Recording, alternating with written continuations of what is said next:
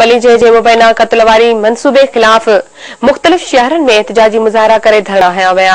हैदराबाद में अनवर सुमरे, कादर रांठे ऐं ॿियनि जी अॻवानी में कारकुननि नसीम नगर चौक ते एहतजाजी मुजाहिरो करे टायरनि खे बाहि ॾेई धरणो हयो।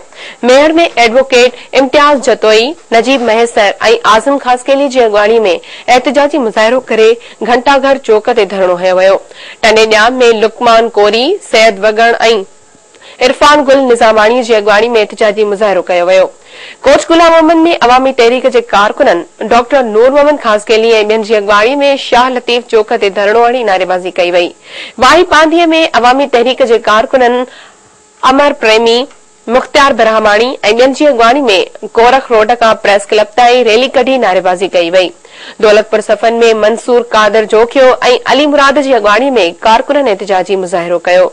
गाजी खावड़ में रफ़ीक लगारी ऐं जावेद चन्नो जी अॻवानी में कारकुननि एहतजाजी मुजाहिरो करे नारेबाज़ी कई। एहतजाज दौरान खिताब कंदे अवामी तहरीक जे अॻवाननि चयो त हिक लसानी तंज़ीम पारां अयाज लतीफ पलीजे खे क़त्ल करण जो मनसूबो जोड़ण जो इंकशाफ थियो आहे।